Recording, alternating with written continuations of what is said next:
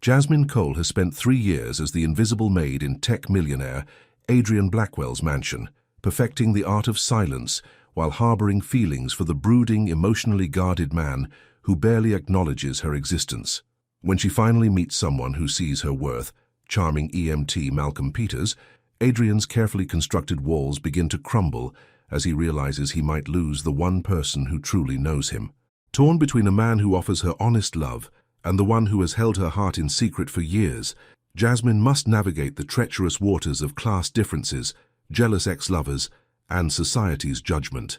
This is a story about finding the courage to speak before it's too late, about love that transcends social boundaries, and about two hearts learning that sometimes the greatest risk is remaining silent. Before we start this story, comment below from where you are watching us. The morning sun peeked through the curtains of the Blackwell mansion as Jasmine Cole moved quietly through the East Wing. At 26, she'd perfected the art of being invisible when needed. 3 years of working as the live-in maid for one of the city's wealthiest men had taught her that. She smoothed down her simple black dress and adjusted her ponytail before knocking softly on the door of Adrien Blackwell's study. "Come in," his deep voice called from inside. Jasmine took a breath and pushed the door open. There he sat, 33-year-old Adrien Blackwell, his dark hair slightly messy from running his hands through it, his eyes focused on the computer screen in front of him. He barely glanced up as she entered. "I've brought your coffee, Mr. Blackwell," she said, placing the mug on the coaster to his right, exactly where he liked it. Adrien nodded, his eyes still on the screen. "Thank you, Jasmine." She turned to leave, but his voice stopped her. "Wait." Jasmine paused, looking back at him. For a moment their eyes met and something passed between them, something unspoken that had been growing for months. "Is there anything else you need, Mr. Blackwell?" she asked. Adrien seemed to hesitate, then shook his head. "No, that's all." It was always like this, moments of connection that vanished as quickly as they appeared. Later that evening, Jasmine was in the kitchen preparing dinner when Adrien wandered in.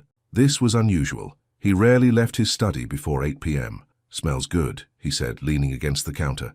Jasmine smiled. "Just a simple pasta dish. It'll be ready in 20 minutes.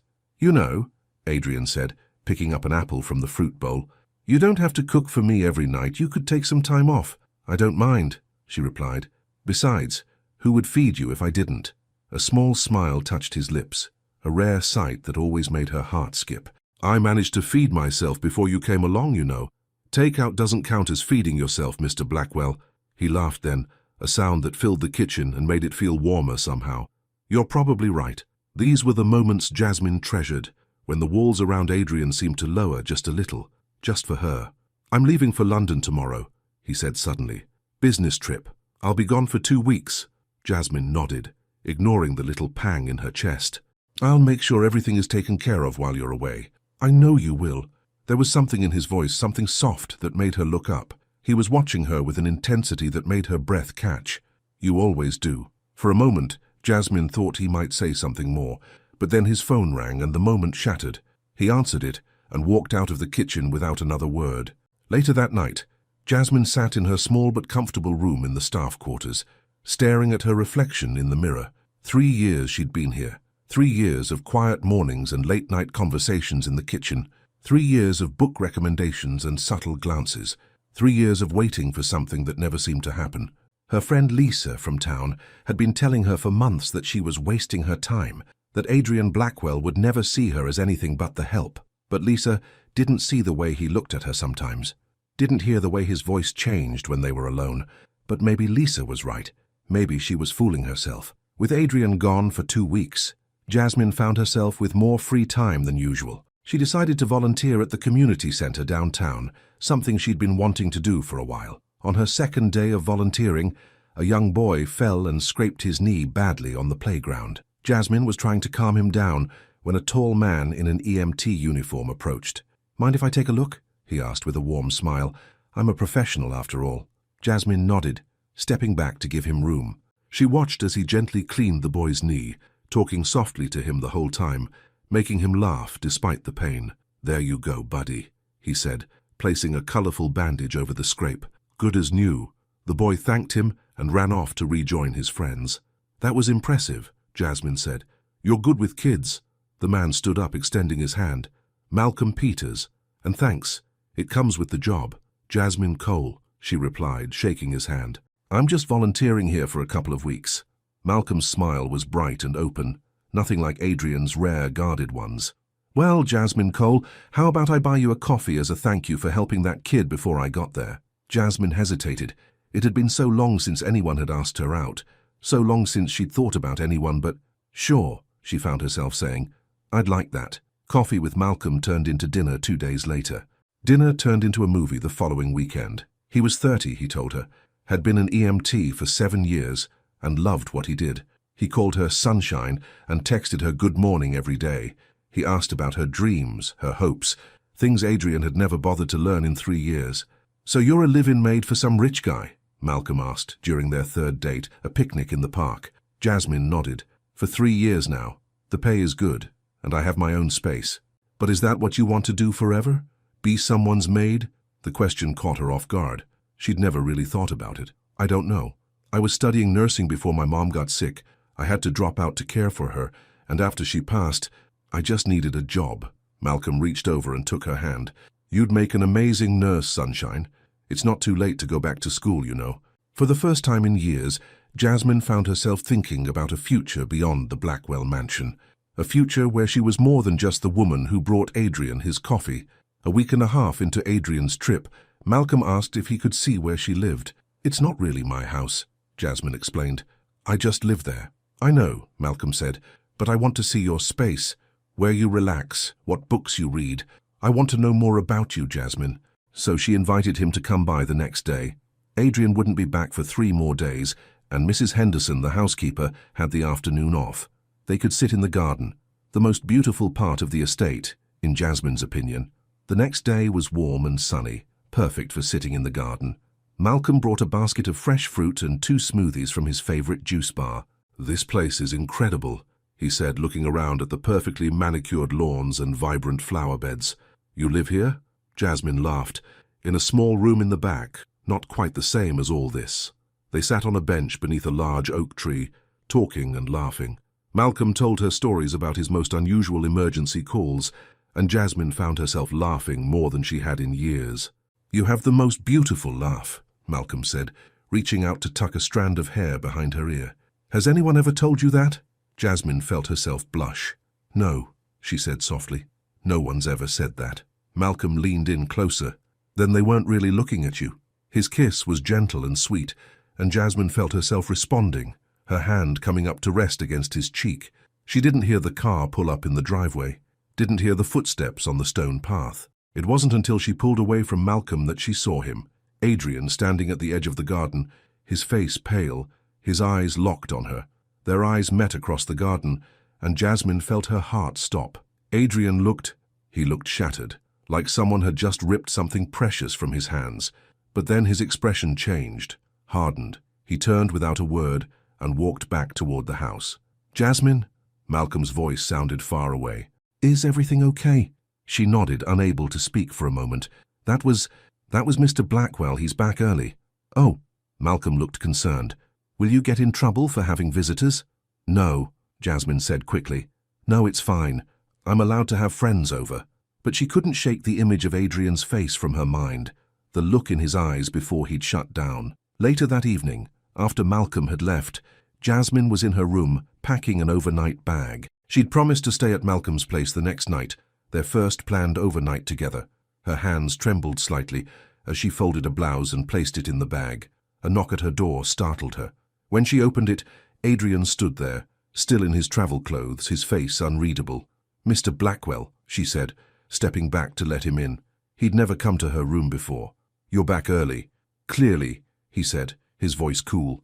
His eyes landed on the half-packed bag on her bed. Going somewhere? Just spending the night at a friend's tomorrow, she said, suddenly feeling like she'd done something wrong. Adrien nodded slowly, his jaw tight. The man in the garden? Yes, his name is Malcolm. He's an EMT. Is he serious about you? Adrien asked abruptly, his eyes finally meeting hers. The question caught her off guard.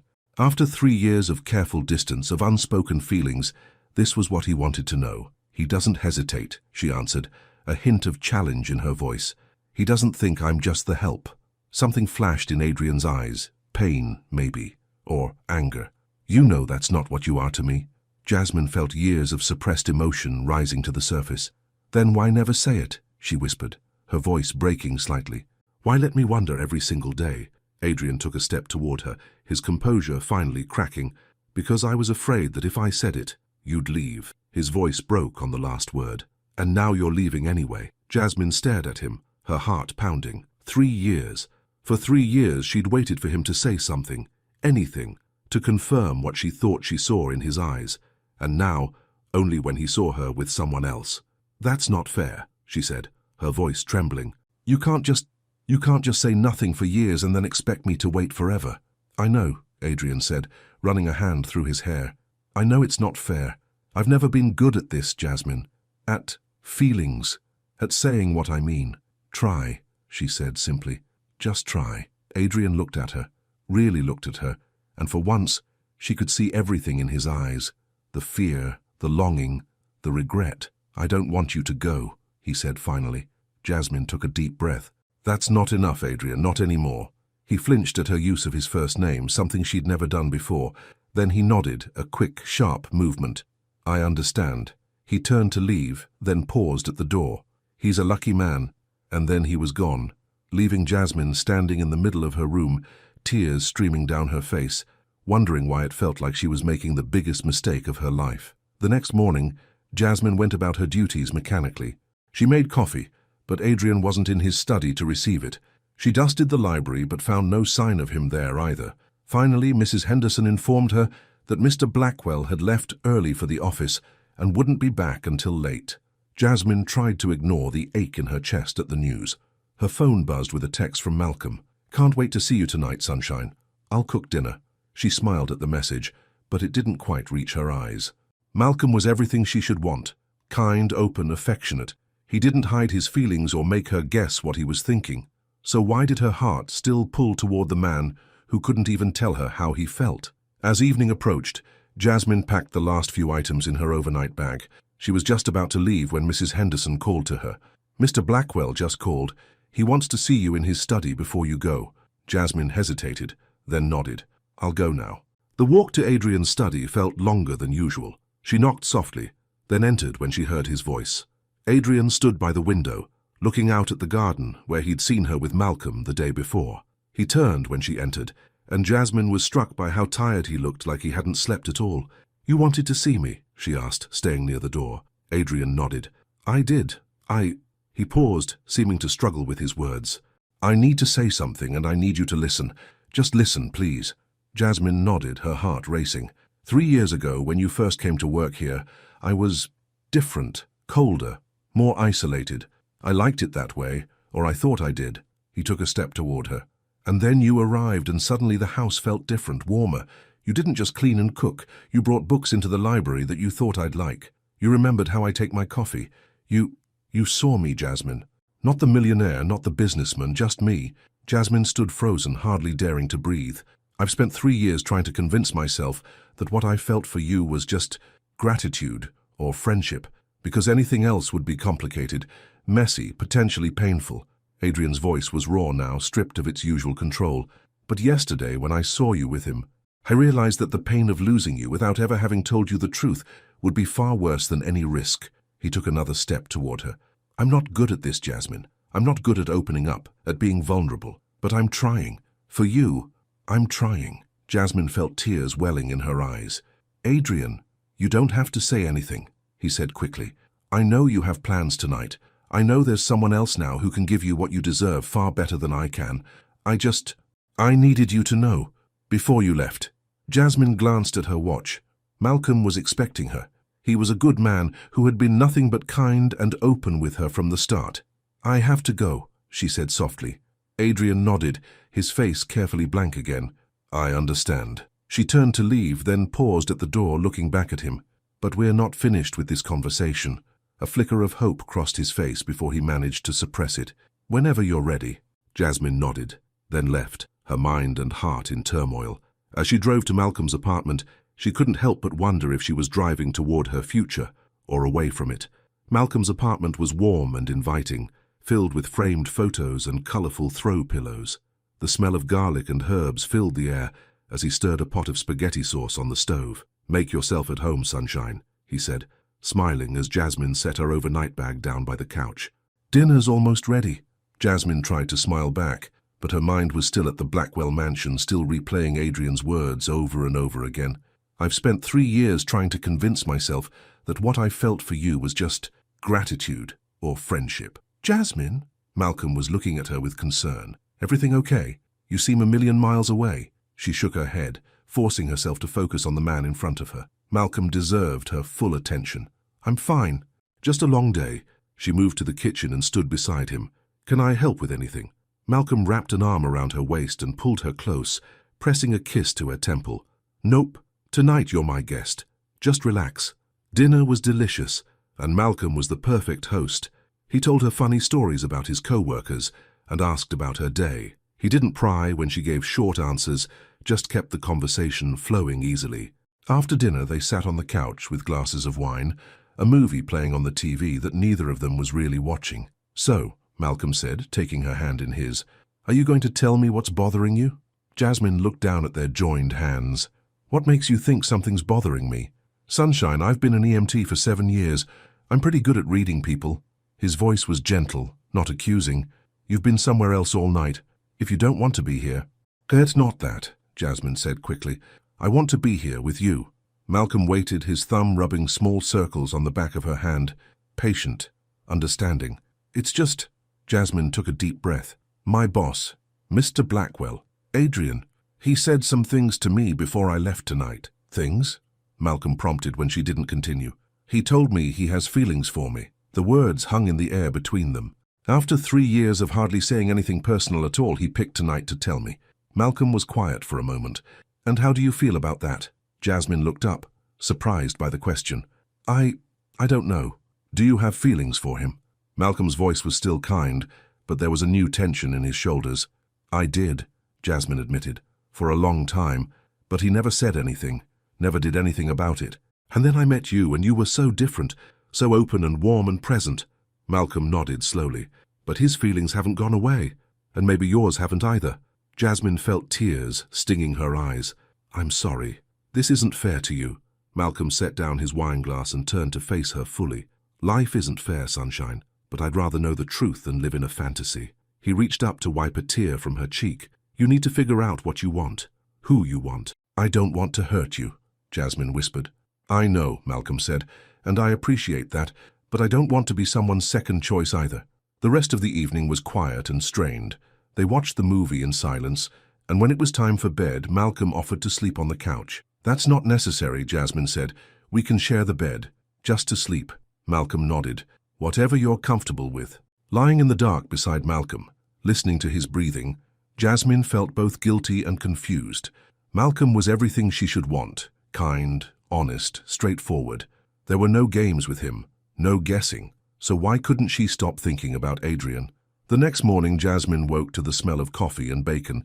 She found Malcolm in the kitchen, already dressed for his early shift at the hospital. "Morning," he said, sliding a plate of breakfast toward her. "I have to leave in 20 minutes, but I wanted to make sure you ate." "Thank you," Jasmine said, touched by his thoughtfulness despite the awkwardness of the previous night. "What time will you be home?" Malcolm hesitated. "I think maybe you should go back to your place today. Take some time to think." Jasmine nodded, feeling a strange mix of relief and disappointment. "You're probably right." Malcolm came around the counter and took her hands in his. "Jasmine, I like you. A lot. But I need you to be sure about us. About me." "I know," she said softly. "You deserve that." He kissed her gently, then grabbed his keys. "Lock up when you leave, and call me when you've figured things out." After Malcolm left, Jasmine sat alone in his apartment, pushing eggs around her plate. 3 weeks ago her life had been simple. Well, not simple exactly. Living with unspoken feelings for your employer wasn't simple, but at least she'd known where she stood, or thought she did. Now everything was a mess, and it was all because Adrien Blackwell couldn't speak up until he saw her with someone else. By the time Jasmine returned to the Blackwell mansion, it was nearly noon. She half expected to find Adrien waiting for her, but the house was quiet. Mrs. Henderson informed her that Mr. Blackwell had gone to the office again and wouldn't be back until evening. "Are you feeling all right, dear?" the older woman asked, eyeing Jasmine with concern. "You look tired." "I'm fine," Jasmine assured her. just didn't sleep well. She spent the day cleaning rooms that were already clean just to keep her hands busy while her mind raced. By evening, she was exhausted, but no closer to knowing what she wanted. At 7, she heard Adrien's car pull into the driveway. Her heart began to race as she listened to his footsteps in the hall, waited for him to seek her out. But he didn't. The study door closed, and silence fell over the house again. Jasmine stood in the kitchen, staring at the closed door across the hall. He was giving her space, she realized, letting her come to him when she was ready. Before she could change her mind, she grabbed 2 mugs, filled them with the coffee she'd just brewed, and crossed the hall. She knocked softly. "Come in," Adrien called. He was at his desk, jacket off, sleeves rolled up, tie loosened. He looked up as she entered, his eyes widening slightly. "I brought coffee," she said, setting 1 mug on his desk. "Thank you," he said, his voice carefully neutral. "How was your evening?" Jasmine sat in the chair across from him, cradling her own mug. "Confusing," she admitted. "Malcolm knows about what you said." Adrien's hands tightened around his mug. "I see. And how did he take it?" "Better than most would have. He told me to take some time to figure out what I want." Adrien nodded, his eyes never leaving her face. "And have you figured it out?" "No," Jasmine said honestly. "I haven't." Adrien seemed to consider this. "That's fair. It's a lot to process." "Why now?" Jasmine couldn't help asking.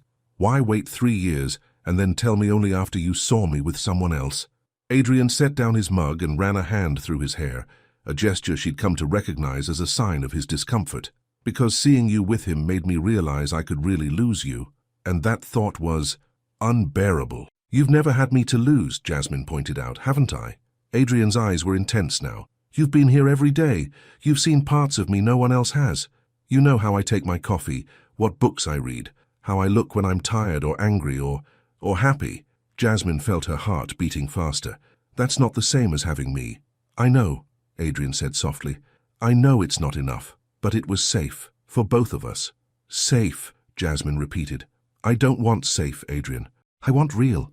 And Malcolm is real. Malcolm is honest," Jasmine said. "He doesn't hide how he feels." Adrien flinched slightly. "I deserved that." They sat in silence for a moment, the air heavy between them. "I should go," Jasmine said, finally standing. "It's been a long day." Adrien stood too. "Jasmine, He stopped, seeming to struggle with his words. "I want you to be happy, even if it's not with me." She looked at him, this man who had held her heart for 3 years without even trying. "I don't know what will make me happy right now." "Then take the time to figure it out," he said. "I'll be here." Back in her room, Jasmine's phone buzzed with a text from Malcolm. "Thinking of you, no pressure, just wanted you to know." She smiled sadly at the message. Malcolm was such a good man. He deserved someone who was sure about him. The next morning, Jasmine woke early, her mind made up. She couldn't keep living in this limbo, torn between 2 men unsure of her own heart. She needed space. Time to think away from both Adrien and Malcolm. She called her sister, who lived 2 hours away in a small coastal town. "Of course you can come stay," Layla said, "for as long as you need. But what's going on, Jazz? This isn't like you." "It's a long story," Jasmine sighed. "I'll tell you when I get there." After hanging up, Jasmine went to find Mrs. Henderson. The older woman listened carefully as Jasmine explained that she needed a week of personal leave. "I understand, dear," Mrs. Henderson said, patting her hand. "Everyone needs a break sometimes.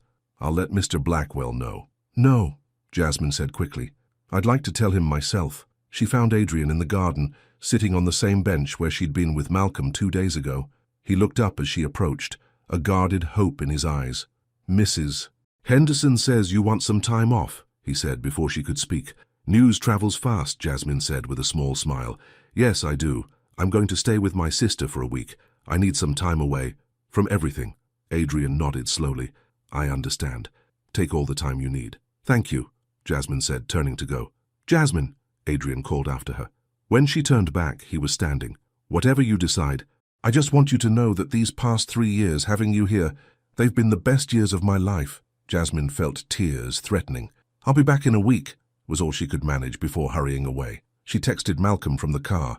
"I'm taking a week to visit my sister and clear my head. I'll call you when I get back." His reply came quickly. "Take care of yourself, sunshine. I'll be here when you're ready to talk." The drive to Layla's house gave Jasmine time to think. For 3 years she'd lived with unspoken feelings for Adrien Blackwell. 3 years of reading into glances and touches, of hoping he felt the same way she did. And now that she knew he did, she wasn't sure if it was too late. Then there was Malcolm. Straightforward, warm Malcolm who had shown her from day one exactly how he felt. No games, no guessing. How could she possibly choose? Layla's house was small, but cozy, right near the beach. Her sister greeted her with a tight hug and a mug of hot chocolate. "Okay, spill," Layla said once they were settled on the couch. "What's got my practical, level-headed sister running away from home?"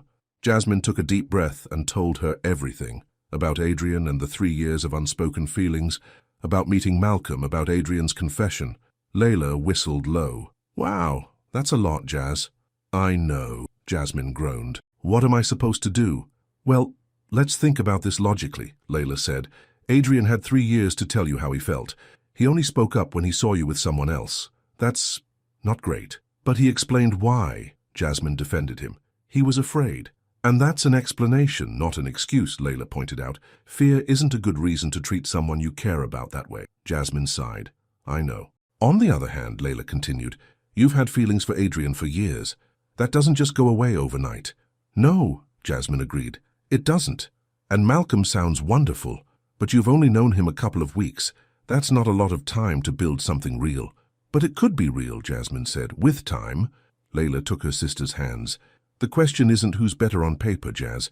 The question is, who do you want to be with? Whose face do you want to see first thing in the morning? Who makes your heart race when they walk into a room?" "Both of them," Jasmine admitted, "in different ways." "Then maybe you need more time," Layla suggested. "You don't have to decide today or even this week. The right answer will come to you." The next few days passed peacefully. Jasmine walked on the beach, helped Layla in her small garden, read books that had nothing to do with romance or difficult choices. She didn't call either man, though both texted to check on her. "Adrien, the house is too quiet without you. Take all the time you need, but know you're missed." "Malcolm, hope you're finding the peace you're looking for, sunshine. No pressure, just thinking of you." Each message made her heart ache in different ways. On her 4th day at Layla's, Jasmine was walking alone on the beach when her phone rang. It was Mrs. Henderson. "I hate to bother you during your time off, dear," the older woman said, her voice tight with worry. "But I thought you should know. Mr. Blackwell has been in an accident." Jasmine felt her blood run cold. "What kind of accident? Is he okay?" "Car accident," Mrs. Henderson said. "He's at Memorial Hospital. They say he's stable, but he's asking for you, dear." Without hesitation, Jasmine said, "I'm on my way." She ran back to Layla's house, explained the situation in a rush as she threw her things into her bag. "Do you want me to drive you?" Layla offered. "You're pretty upset." "No, I'll be fine," Jasmine insisted, already heading for the door. "I'll call you when I get there." The 2-hour drive back to the city was the longest of Jasmine's life. Her mind raced with terrible possibilities. What if he was badly hurt? What if... She couldn't even finish the thought. When she finally reached Memorial Hospital, she rushed to the information desk. "Adrien Blackwell," she said breathlessly. "I need to see him." The receptionist looked up at her. "Are you family?" "No, I'm..." What was she exactly? "He asked for me. My name is Jasmine Cole." The receptionist nodded. "Yes, you're on the list. Room 312. Jasmine hurried to the elevator, her heart pounding. When the doors opened on the 3rd floor, she nearly ran into someone coming out. "Jasmine!" She looked up, startled. "Malcolm!" Malcolm stood there in his EMT uniform, surprise written across his face. "What are you doing here? I thought you were at your sister's." "Adrien had an accident," Jasmine explained, her voice shaking slightly. "Mrs. Henderson called me." Malcolm's face softened with understanding. "I see. Were you there when they brought him in?" Malcolm shook his head. "No, I'm just finishing my shift. But I heard about it. He's going to be okay, Jasmine. Broken arm, some cuts and bruises, mild concussion. Nothing life-threatening." Relief flooded through her. "Thank God." Malcolm studied her face for a moment, then nodded slowly as if coming to a decision. "You should go to him. He's been asking for you." "Malcolm, He held up a hand to stop her. "It's okay, sunshine. I think I just got my answer." "What do you mean?" Malcolm's smile was sad, but genuine. "The look on your face when you were rushing to get to him, that tells me everything I need to know." Jasmine felt tears welling in her eyes. "I'm sorry." "Don't be," Malcolm said gently.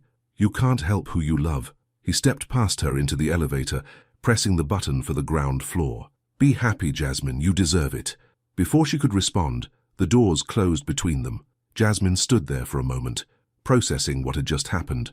Then she remembered why she was there and hurried down the hall to room 312. She paused outside the door, taking a deep breath to compose herself. Then she knocked softly and pushed the door open. Adrien lay in the hospital bed, his left arm in a cast, a bandage on his forehead. He looked pale and tired, but his eyes lit up when he saw her. "You came," he said, his voice rough. Jasmine moved to his bedside, fighting the urge to touch him, to reassure herself that he was really okay. "Of course I came. You scared me half to death." "I'm sorry," Adrien said. "The other driver ran a red light. I tried to swerve, but—" "Don't apologize," Jasmine interrupted. "It wasn't your fault." Adrien reached out with his good hand, and after a moment's hesitation, Jasmine took it. His fingers tightened around hers. "I thought of you," he said quietly. "When it happened, all I could think was that I might never see you again, and I'd wasted so much time being afraid." Jasmine felt tears slipping down her cheeks. "Adrien—" "No, please let me finish," he said urgently. "I need to say this while I have the courage." He took a deep breath. "I love you, Jasmine. I have for years, and I'm done being afraid. I'm done hiding. If you choose him, I'll understand. But I needed you to know exactly how I feel, without any doubt." Jasmine stared at him, at this man who had finally found the words she'd been waiting 3 years to hear, and in that moment, she knew. "I ran into Malcolm downstairs," she said softly. Adrien's face fell slightly, but he nodded. "I see." "No, you don't," Jasmine continued. "He saw me rushing to get to you, and he said the look on my face told him everything he needed to know." Hope flickered in Adrien's eyes. "And what did it tell him?" Jasmine moved closer, her free hand coming up to gently touch his cheek. "That I love you, Adrien Blackwell, even when you're frustrating and closed off and afraid. I love you."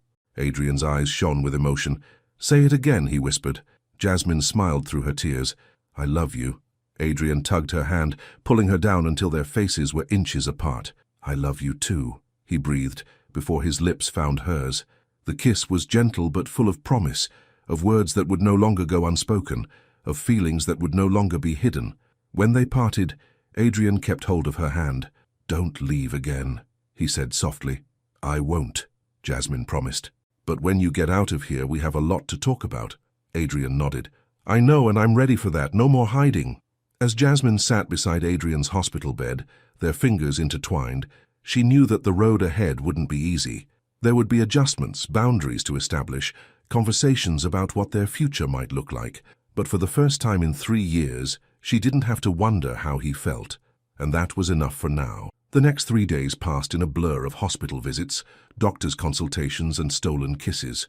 Jasmine barely left Adrien's side, going home only to shower and change clothes before returning to the hospital. "You don't have to stay," Adrien told her on the 3rd day, though his eyes said otherwise.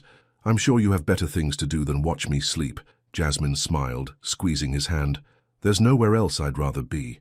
Adrien was discharged on the 4th day, with strict instructions to rest and avoid strenuous activity for at least 2 weeks. Jasmine helped him into the car, noting how uncomfortable he looked at being cared for. "I can manage," he insisted, as she tried to help him with his seatbelt. "I know you can," Jasmine said patiently, "but you don't have to." The drive back to the mansion was quiet, both of them lost in their own thoughts. So much had changed in such a short time. Just a week ago, Jasmine had been confused about her feelings, torn between 2 men. Now here she was, driving Adrien home after confessing her love for him. But what came next? She was still his employee, still the maid. How would this work? As if reading her thoughts, Adrien spoke up. "We need to talk about arrangements." Jasmine glanced at him. "Arrangements? Your position in the house, in my life." Adrien winced slightly as the car went over a bump. "Things are different now." "Yes," Jasmine agreed. "They are." When they arrived at the mansion, Mrs. Henderson was waiting at the door. The older woman fussed over Adrien, insisting he go straight to bed.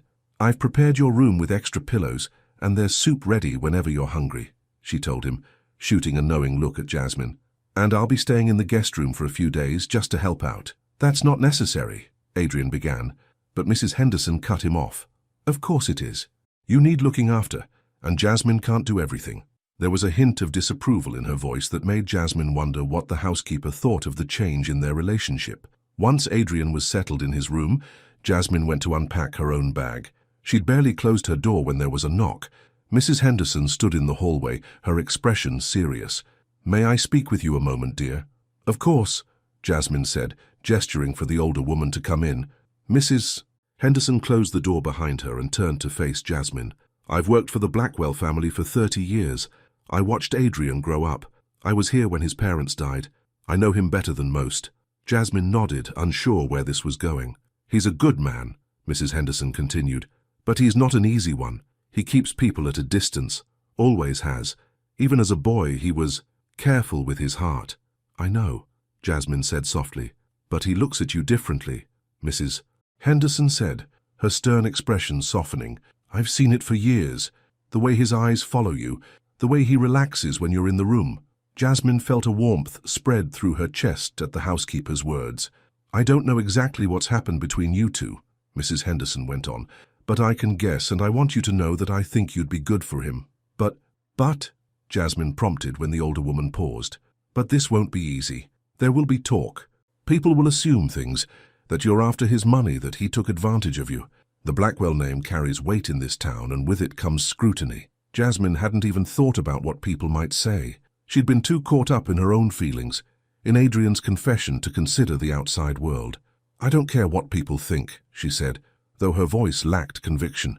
Mrs. Henderson gave her a knowing look. "You will, dear. And so will he, though he'd never admit it." She patted Jasmine's hand. "Just be prepared." After the housekeeper left, Jasmine sat on her bed, thinking about their conversation. Mrs. Henderson was right. There would be challenges ahead. But weren't all relationships work? Didn't all couples face obstacles?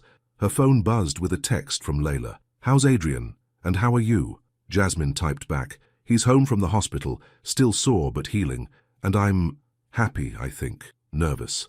"It's complicated." Layla's response came quickly. "Love usually is. Call me if you need to talk." That evening, Jasmine brought a tray of food to Adrien's room. He was sitting up in bed, laptop open, clearly working despite doctor's orders. "You're supposed to be resting," she scolded gently, setting the tray on the bedside table. Adrien closed the laptop reluctantly. "I have a company to run." "You have people who can handle things for a few days," Jasmine countered. "The company won't fall apart without you." Adrien sighed but didn't argue. He watched as she arranged the food on the tray, a small smile playing at his lips. "What?" she asked, noticing his expression. "Nothing," he said. "It's just strange, good strange, having you here like this." Jasmine sat on the edge of the bed. "Is it weird for you? Me taking care of you when you're not just the maid anymore?" Adrien finished for her. Jasmine nodded. Adrien reached for her hand. "You were never just the maid to me, Jasmine, even from the beginning. But I was still your employee," she pointed out. "I still am." Adrien was quiet for a moment, his thumb tracing circles on the back of her hand. "We should talk about that." Jasmine felt a flutter of anxiety. "About what?" "Your job, your position here." Adrien looked uncomfortable. "I don't want you to be my employee anymore." Jasmine felt like she'd been slapped. "You're firing me?" "No," Adrien said quickly. "That's not what I meant. I meant I don't want our relationship to have that power imbalance. I don't want to be your boss." "Oh," Jasmine relaxed slightly. "So what are you suggesting?" "I don't know exactly," Adrien admitted. "I just know I want us to be equals. Partners." The word partners made Jasmine's heart skip. "That sounds nice. But I still need to work, Adrien. I have bills, student loans from the nursing program I never finished." Adrien nodded. "I understand. And I'd never ask you to be financially dependent on me. That's not what I want either." He thought for a moment. "What if you finished your nursing degree? You mentioned once that's what you were studying before your mother got sick." Jasmine stared at him. "How do you remember that?" "I mentioned it once, maybe 2 years ago." Adrien's smile was soft. "I remember everything you've ever told me about yourself, Jasmine." She felt tears prick her eyes at his words. "Nursing school is expensive, and I'd still need somewhere to live, money to live on while I studied." "You could live here," Adrien said, then quickly added, "Not as my maid, as my girlfriend. And as for school, I could help." "I don't want your charity," Jasmine interrupted more sharply than she intended. Adrien looked hurt. "It wouldn't be charity, it would be an investment in our future." The words hung between them. Our future. It was the first time either of them had mentioned a future together. "I need to think about it," Jasmine said finally. "It's a lot to process." Adrien nodded. "Of course, there's no rush." But there was a new tension between them as Jasmine helped Adrien eat his dinner. The brief reminder of their different financial situations had cast a shadow over the moment. Later that night, Jasmine lay awake in her bed, turning the conversation over in her mind. Adrien was right.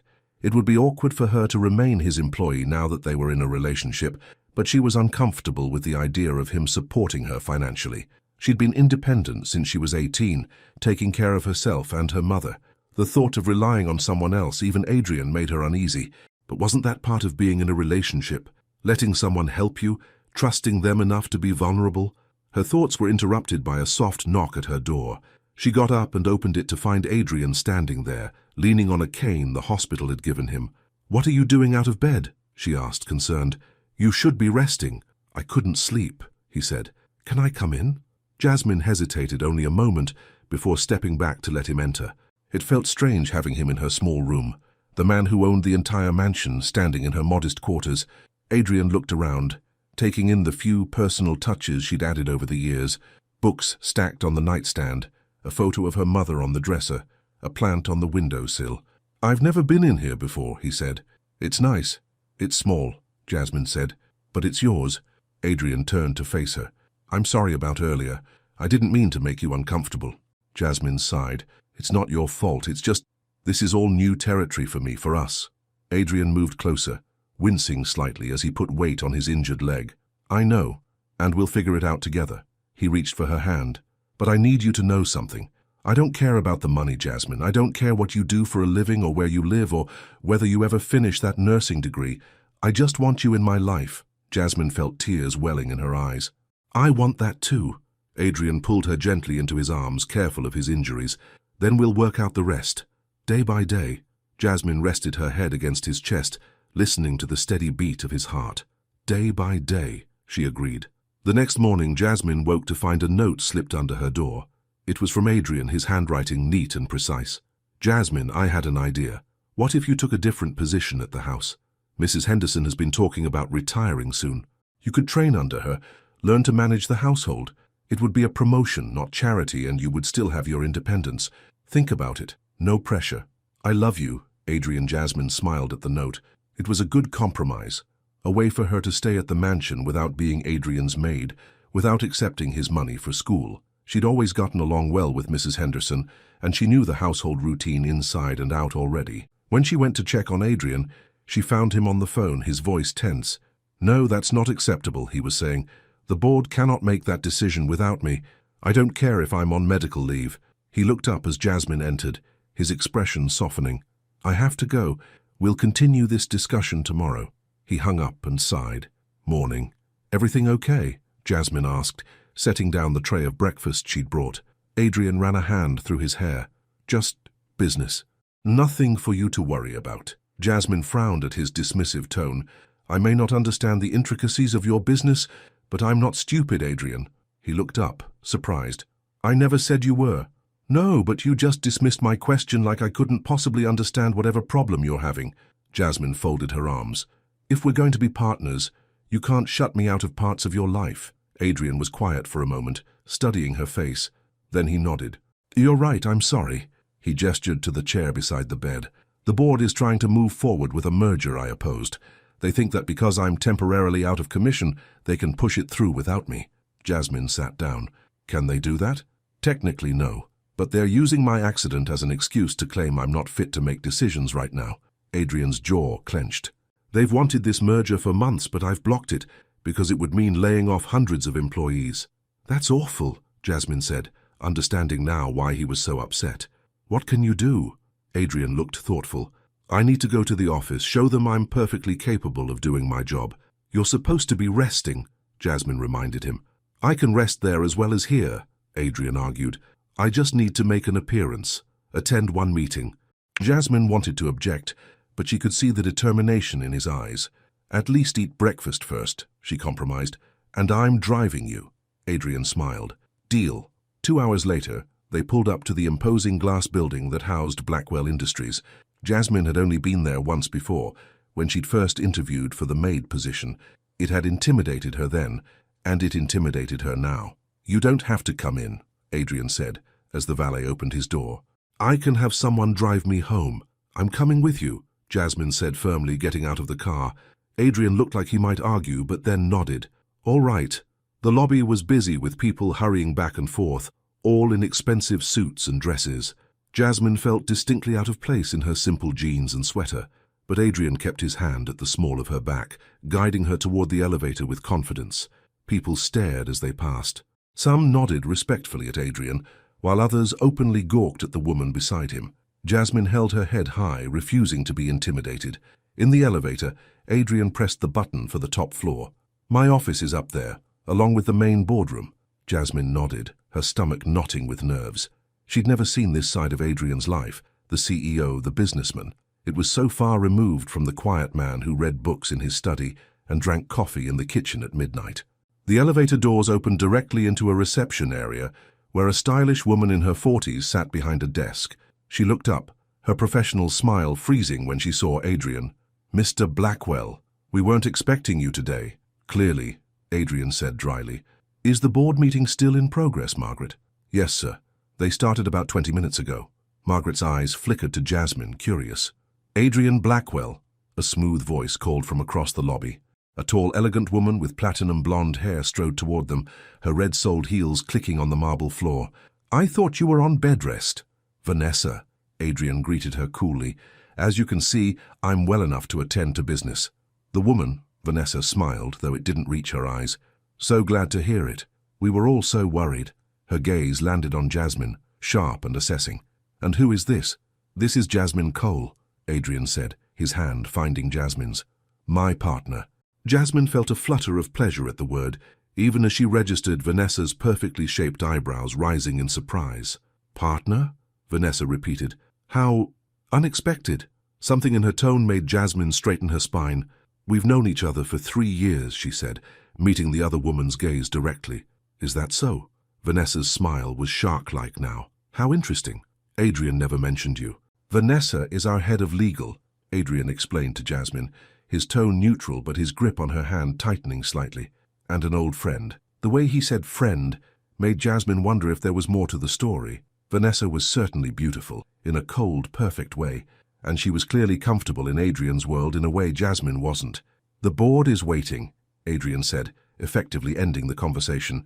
"If you'll excuse us." He led Jasmine past Vanessa, whose eyes followed them with unconcealed interest. "Ex-girlfriend," Jasmine murmured once they were out of earshot. Adrien grimaced. "Something like that. A long time ago." They reached a set of double doors at the end of the hall. Adrien paused, turning to Jasmine. "You don't have to come in. These meetings can be tedious." "I'll come," Jasmine said. She wasn't about to wait outside while Vanessa circled like a shark.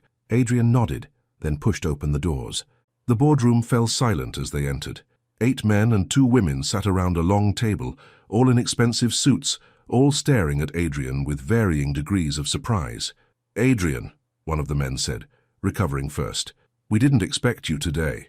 "Clearly not, James," Adrien said coolly. "Since you're attempting to push through a merger, I explicitly opposed." The tension in the room was palpable as Adrien made his way to the head of the table, Jasmine following slightly behind. He gestured for her to take the empty seat to his right. "Ladies and gentlemen, this is Jasmine Cole," he introduced her. "She'll be joining us today." Jasmine felt every eye in the room on her. Some looked merely curious, others openly hostile. She lifted her chin and met their gazes steadily. The meeting that followed was tense and filled with business jargon Jasmine didn't fully understand, but she could see Adrien in his element, confident, authoritative, intelligent. This was a side of him she'd rarely glimpsed before, and despite her discomfort at being in this unfamiliar setting, she felt a surge of pride. Adrien systematically dismantled the arguments for the merger, pointing out flaws in the financial projections and reminding the board of the company's commitment to its employees. By the end of the hour, it was clear the merger would not be moving forward. As the board members filed out, several of them nodded respectfully to Adrien. A few even smiled at Jasmine, but James, the man who had spoken first, lingered. "A word in private, Adrien?" he asked, glancing meaningfully at Jasmine. "Anything you have to say can be said in front of Jasmine," Adrien replied firmly. James frowned but nodded. "Very well, I was merely going to suggest that bringing your personal life into the boardroom might not be the best approach. There are already rumors." "Rumors?" Adrien cut in, his voice dangerously soft. James shifted uncomfortably. About your relationship with Ms. Cole. Given her position in your household, people are talking. Jasmine felt her cheeks burn with humiliation. This was exactly what Mrs. Henderson had warned her about. My personal life is none of your concern, James, Adrien said coldly. Nor is it the concern of anyone else at this company. Is that clear? James nodded stiffly. Crystal. He turned and left without another word. Once they were alone, Jasmine let out a shaky breath. That was inappropriate and unprofessional, Adrien finished for her, his face tight with anger. I apologize for putting you in that position. It's not your fault, Jasmine said, though the encounter had rattled her. Mrs. Henderson warned me there would be talk. Adrien's expression softened. She's a wise woman. He took Jasmine's hand. But we can't let other people's opinions dictate our lives. What matters is how we feel about each other. Jasmine nodded, wanting to believe it was that simple. But the encounter with James, and before that with Vanessa, had shaken her more than she wanted to admit. These people were part of Adrien's world, a world she didn't belong to. As they drove back to the mansion, Jasmine was quiet, lost in thought. Adrien seemed to sense her mood, respecting her silence until they were almost home. Second thoughts? He asked softly. Jasmine glanced at him. No, not about us, just realizing how different our worlds are.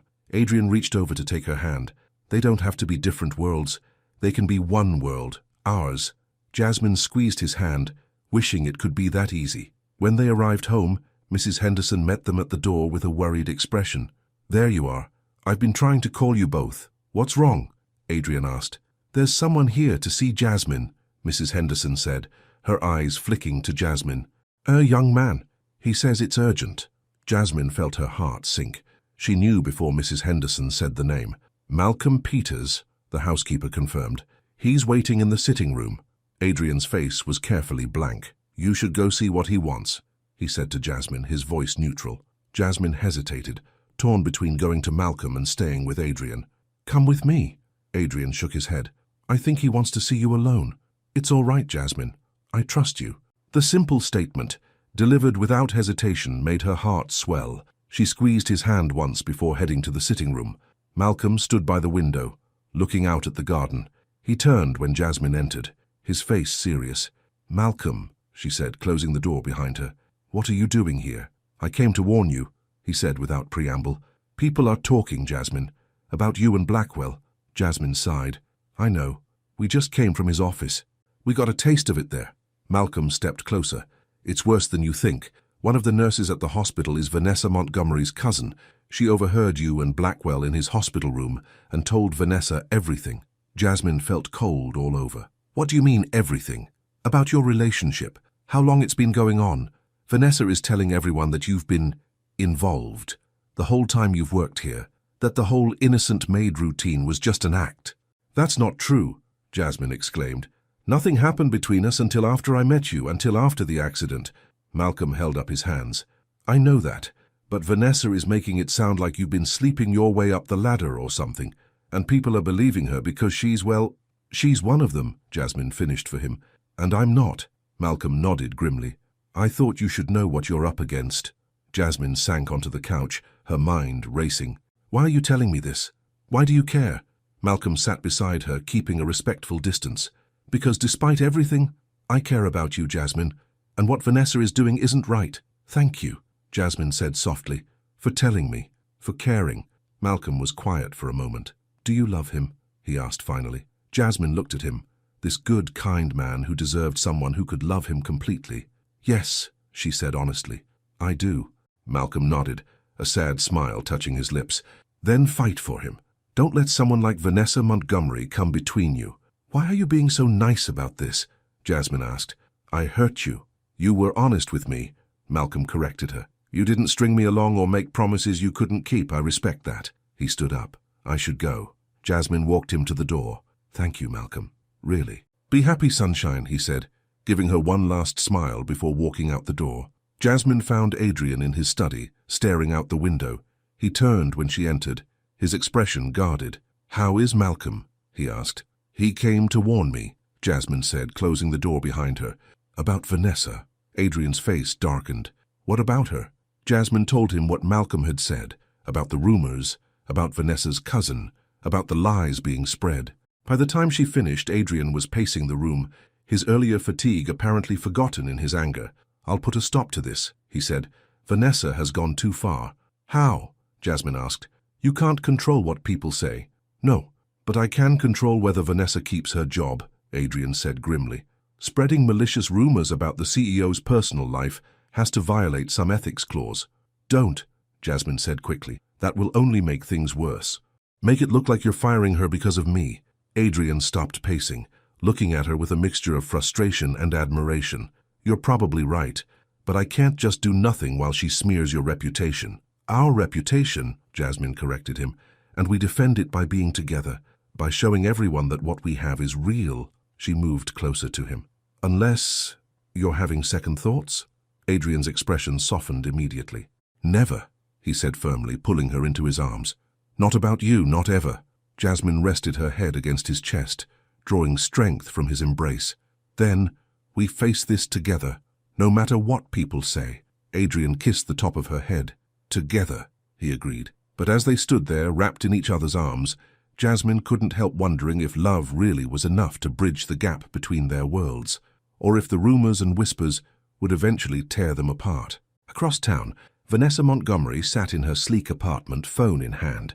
She'd just finished a very interesting conversation with someone from Adrien's past, someone who had every reason to want to see his new relationship fail. She smiled as she hung up. This wasn't over, not by a long shot, and Jasmine Cole had no idea what was coming for her. A week passed. Adrien's injuries were healing well, and he'd returned to work part-time, insisting he couldn't stay away any longer. Jasmine had accepted his offer to train under Mrs. Henderson, though she was still staying in her same room, still keeping some professional boundaries despite their relationship. The rumors, however, continued to spread. Jasmine felt the stares whenever she accompanied Adrien to public events, heard the whispers that stopped when she entered a room, saw the raised eyebrows and knowing smirks. "Ignore them," Adrien would say, his hand firm at the small of her back. "They don't matter." But they did matter. Every sideways glance, every barely concealed snicker chipped away at Jasmine's confidence, made her wonder if she really belonged in Adrien's world. Adrien seemed oblivious to her growing unease. He was happy, more relaxed than she'd ever seen him. When they were alone, he was affectionate and open, telling her things he'd never shared with anyone else, about his childhood, his parents, his fears. "I never thought I could have this," he told her one night as they sat together in the garden. "Someone who sees me, really sees me." Jasmine smiled, touched by his words, but part of her wondered if he truly saw her, saw how out of place she felt in his world of wealth and privilege. The breaking point came at a charity gala the following weekend. Adrien had insisted she come as his date, not his employee. He'd even bought her a dress, a stunning blue gown that probably cost more than she'd earned in a month. "You don't have to do this," she'd protested when he presented it to her. "I want to," he'd said simply. "I want everyone to see us together, properly together." So here she was, standing in a room full of the city's elite, feeling like an imposter in her borrowed finery. Adrien had been pulled away by a group of business associates, leaving her alone at the edge of the crowd. Quite a step up from folding his laundry, isn't it? Jasmine turned to find Vanessa standing beside her, elegant in a sleek black dress, a champagne flute dangling from her manicured fingers. "I don't know what you mean," Jasmine said, her voice steadier than she felt. Vanessa laughed, the sound like glass breaking. "Oh, come on. You can drop the innocent act with me. We both know what you're doing." "And what's that?" Jasmine asked, though she dreaded the answer. "Using Adrien," Vanessa said simply. "Not that I blame you. He's rich, powerful, surprisingly vulnerable if you know which buttons to push." She looked Jasmine up and down. "You've pushed all the right ones, haven't you?" Jasmine felt her cheeks burn. "You don't know anything about us." "I know Adrien," Vanessa countered. "I know he has a savior complex, loves to rescue people, always has. And you, with your sad story about dropping out of nursing school to care for your sick mother," she clicked her tongue. "Perfect damsel in distress." Jasmine's hands clenched into fists. "Don't you dare talk about my mother." "Did I touch a nerve?" Vanessa smiled, her eyes cold.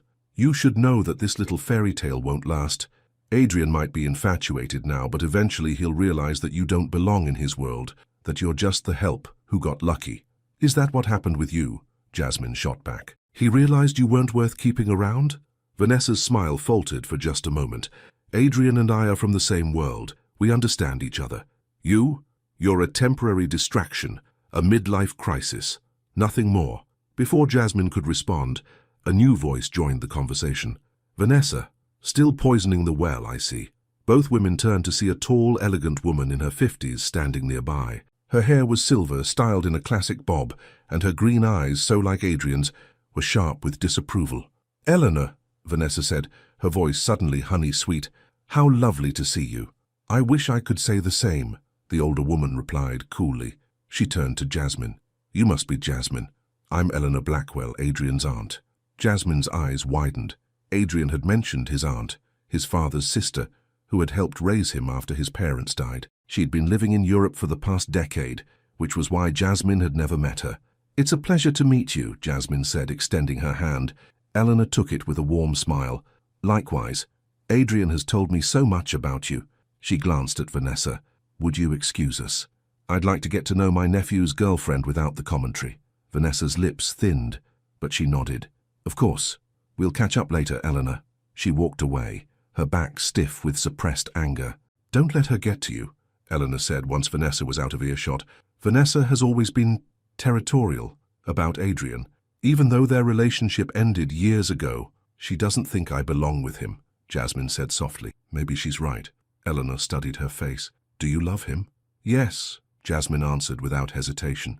And does he love you? He says he does. Then you belong with him, Eleanor said simply. The rest is just noise. Jasmine wished she could believe it was that simple. But we're so different. I'm not from his world. Thank God for that, Eleanor said with a short laugh. His world, as you call it, is full of people like Vanessa, superficial, calculating, cold. Adrien needs someone real, someone who cares about him, not his money or his name. Across the room, Adrien was searching for Jasmine. He spotted her with his aunt and smiled, excusing himself from his conversation to join them. Aunt Eleanor, he said, embracing the older woman, I see you've met Jasmine. I have, Eleanor confirmed. She's exactly as you described, though you failed to mention how beautiful she is. Jasmine blushed at the compliment. I think I'll get another drink, Eleanor said, giving Jasmine's hand a squeeze. We'll talk more later. As she walked away, Adrien turned to Jasmine, his expression concerned. Was Vanessa bothering you? I saw her here earlier. Nothing I couldn't handle, Jasmine assured him, though her encounter with Vanessa had left her shaken. Your aunt came to my rescue. Adrien smiled. She's good at that. She practically raised me after my parents died, taught me everything I know about standing up for myself. She seems wonderful, Jasmine said sincerely. She is. Adrien took her hand. Come on, there are a few more people I want you to meet. The rest of the evening passed in a blur of introductions and small talk. Most of Adrien's friends and colleagues were polite, if slightly reserved. A few were genuinely warm, but Jasmine couldn't shake the feeling that she was being evaluated, judged, and found wanting. By the time they returned to the mansion, she was exhausted, not just physically but emotionally. Did you have a good time? Adrien asked as they entered the foyer. It was interesting, Jasmine said diplomatically. Adrien studied her face. You hated it. I didn't hate it, Jasmine protested. It was just a lot. Adrien sighed, running a hand through his hair. I'm sorry. I know these events can be overwhelming. It's not just the event, Adrien. Jasmine sank onto a chair, suddenly too tired to stand. It's everything. The way people look at me, the things they say or don't say. I feel like I'm constantly being reminded that I don't belong in your world. Adrien knelt in front of her, taking her hands in his. You belong with me. That's all that matters. Is it? Jasmine asked, her voice breaking slightly. Because it doesn't feel that way when I'm being sized up by your colleagues or insulted by your ex-girlfriend. Adrien's expression hardened. What did Vanessa say to you? Nothing I didn't already know, Jasmine said wearily.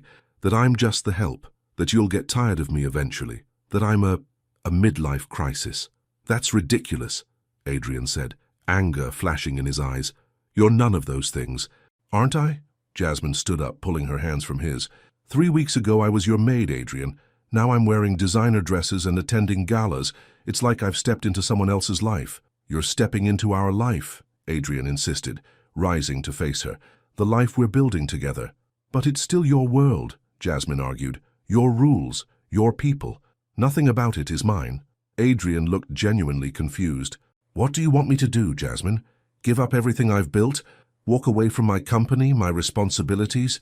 No, of course not, Jasmine shook her head, frustrated that he didn't understand. I need to find my own place in all this, my own identity. Not as your maid, not as your girlfriend, just as me. Adrien was quiet for a long moment. And you can't do that here? With me? The vulnerability in his voice nearly broke her heart. I don't know, she admitted. I need time to figure it out. Adrien's face fell, but he nodded. I understand. He took a step back. Take all the time you need. The next morning, Jasmine woke early. She'd barely slept, her mind racing with thoughts of Adrien, of Vanessa's cruel words, of the uncertain future. She made her way to the kitchen, hoping a cup of coffee might clear her head. To her surprise, Eleanor Blackwell was already there, dressed in an elegant robe, sipping tea at the counter. Good morning, the older woman greeted her. I hope you don't mind that I made myself at home, old habits. Not at all, Jasmine said, moving to the coffee pot. This was your home long before it was mine. And yet you belong here more than I ever did, Eleanor remarked, watching Jasmine move around the kitchen with familiar ease. Jasmine glanced at her, surprised. What do you mean? I mean you've made this house a home, Eleanor explained. For years after my brother and his wife died, this place was cold. Adrien withdrew into himself and the house reflected that. But when I visited yesterday, I could feel the difference immediately. Jasmine wasn't sure what to say to that. She poured her coffee and sat across from Eleanor. Adrien told me about your conversation last night, Eleanor continued. He's worried he's going to lose you. Jasmine stared into her cup. I'm not leaving him. I just need space to figure things out. Eleanor nodded thoughtfully. May I tell you a story? Jasmine looked up. Of course. When my brother, Adrien's father, met his wife Caroline, everyone thought it wouldn't last. She was a teacher at a public school. He was heir to the Blackwell fortune. Their worlds couldn't have been more different. Eleanor smiled at the memory. But they loved each other fiercely. Caroline never tried to become someone she wasn't. She brought her own values, her own perspective into this house. She made it warmer, more human. What happened to them? Jasmine asked softly. Car accident, Eleanor said, sadness flashing across her face. Adrien was 16. It broke him in ways I'm not sure he's ever fully recovered from. Until now. Jasmine felt tears prick her eyes. He never talks about them. No, he wouldn't. It's too painful. Eleanor reached across the counter to touch Jasmine's hand. But he talks about you. All the time. You've brought him back to life, Jasmine. Don't let people like Vanessa convince you that you don't belong here. Later that morning, Jasmine sat in the garden, Eleanor's words playing in her mind. She'd been so focused on fitting into Adrien's world that she'd lost sight of what she actually brought to it. Warmth, authenticity, a different perspective. Her phone buzzed with a text from Malcolm. Hope you're doing okay. Heard about the gala. Vanessa's been talking. Jasmine sighed. Of course she had. She typed back, I'm fine, thanks for checking in. Malcolm's response came quickly. Want to meet for coffee? As friends, I have some information you might want to hear. Jasmine hesitated. Adrien was at the office and she had no other plans for the day. Sure, the usual place in an hour? An hour later, Jasmine sat across from Malcolm at a small cafe downtown. It felt strange being there with him again, like stepping back in time. Thanks for coming, Malcolm said, sliding a coffee toward her. I wasn't sure you would. We're friends, right? Jasmine said with a small smile. You said you had information. Malcolm nodded, his expression serious.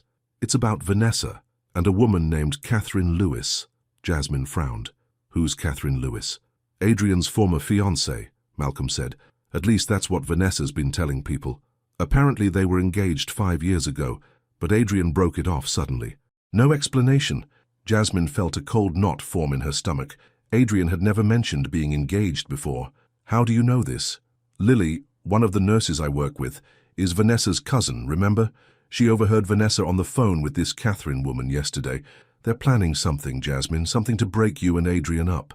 What kind of something? Jasmine asked, though she wasn't sure she wanted to know. Malcolm shook his head. Lily didn't hear the details. Just that Vanessa told Catherine that Adrien had replaced her with the help, and that Catherine was the perfect person to put him in his place. Jasmine's mind raced. Why had Adrien never mentioned Catherine, and what could she and Vanessa possibly be planning? I should go, she said, standing abruptly. I need to talk to Adrien.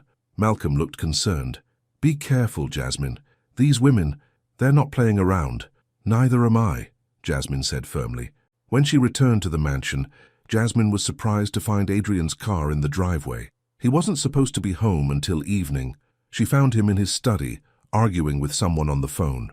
"No, Catherine, this isn't a good time," he was saying, his voice tense. "I told you yesterday I'm not interested in revisiting the past." Jasmine froze in the doorway. Catherine, the ex-fiancée. Adrien looked up and saw her standing there.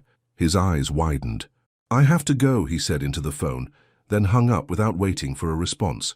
"Jasmine," he said, standing, "I didn't expect you back so soon." "Clearly," she said, her voice colder than she intended. "Who's Catherine?" Adrien's face tightened. "Someone from my past. It's not important." "Not important?" Jasmine repeated incredulously. "Your ex-fiancée calls, and it's not important?" Adrien looked surprised. "How did you know she was my ex-fiancée?" "Malcolm told me," Jasmine said. "His colleague overheard Vanessa and Catherine plotting to break us up." Adrien ran a hand through his hair, a gesture Jasmine now recognized as a sign of his distress. "I should have told you about her." "Yes, you should have," Jasmine agreed, anger and hurt mixing inside her. "Why didn't you?" Adrien sank back into his chair. "Because it's not a part of my life I'm proud of. Catherine and our relationship wasn't real, not like what we have." "What do you mean it wasn't real?" Jasmine asked, moving further into the room. Adrien sighed. "Catherine's father owned a competing company. Our engagement was more of a business arrangement than a love match. We got along well enough, but there was never any real feeling between us."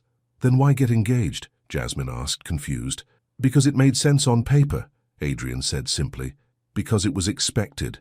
Because I didn't believe I could have what my parents had, real love. So I settled for convenience." "What happened?" "I called it off 3 weeks before the wedding," Adrien admitted. "I realized I couldn't go through with it, couldn't spend my life with someone I didn't love." He looked up at her. "Catherine didn't take it well. Her father's company suffered when the merger fell through, and she blamed me for ruining her life. And now she's back," Jasmine said, "working with Vanessa." Adrien nodded grimly. "So it seems. Catherine called yesterday, said she was in town and wanted to meet. I refused. She called again today, more insistent." He stood and moved toward Jasmine. "I'm sorry I didn't tell you about her. I should have." Jasmine wanted to stay angry, but the genuine regret in his eyes made it difficult. "Yes, you should have. We can't have secrets, Adrien. Not if this is going to work." "I know," he agreed. "No more secrets." He took her hands in his. "I'm sorry." Before Jasmine could respond, Mrs. Henderson appeared in the doorway. "Excuse me, Mr. Blackwell. There's a Miss Lewis here to see you. She says it's urgent." Adrien and Jasmine exchanged alarmed glances. "Catherine," Adrien said softly. "She's here." "Send her in, Mrs. Henderson," Jasmine said before Adrien could respond. "We'll see her together." Mrs. Henderson looked to Adrien, who nodded reluctantly. "Very well," she said, disappearing back down the hall. "You don't have to do this," Adrien told Jasmine. "I can handle Catherine." "We handle her together," Jasmine said firmly. "No more hiding." A moment later, a striking woman with auburn hair and cold blue eyes strode into the study. She was expensively dressed, her makeup flawless, her posture perfect. "Adrien," she said, her voice smooth as silk. "It's been too long." Her eyes slid to Jasmine, assessing and dismissive in a single glance. "And this must be the maid I've heard so much about." "This is Jasmine Cole," Adrien corrected her, his voice hard. "My partner. And you're interrupting Catherine." Catherine's smile didn't reach her eyes. "Partner? How progressive of you." She moved further into the room uninvited. "Though I must say, I'm surprised. You always were so conscious of appearances. What would your board say if they knew you were sleeping with the help?" "They already know," Adrien said coldly. "And they don't care. Neither do I." Catherine laughed, the sound brittle. "Please, we both know this is just a phase, a rebellion. You'll tire of playing house with the maid eventually, and when you do—" She stepped closer to him. "I'll be waiting." "You'll be waiting a long time," Adrien said, moving to stand beside Jasmine. "I'm not interested, Catherine. I never really was." Catherine's facade cracked slightly, her eyes hardening. "You don't mean that. We were good together. We made sense."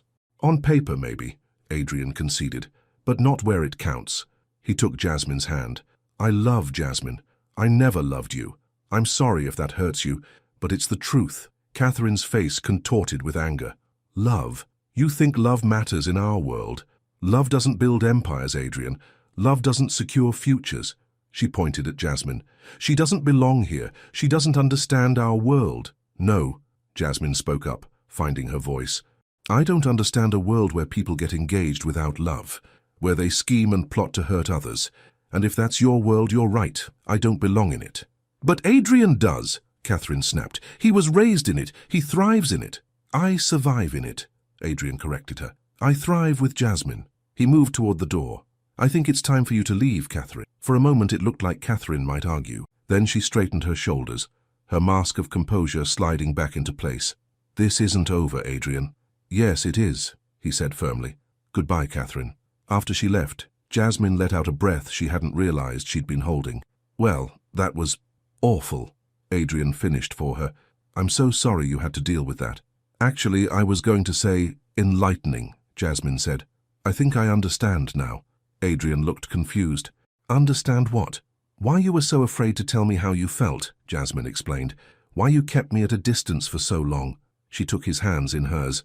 You grew up in a world where relationships were business arrangements, where love was secondary to advantage. You didn't know how to trust what you felt. Adrien's eyes widened with surprise, then softened with understanding.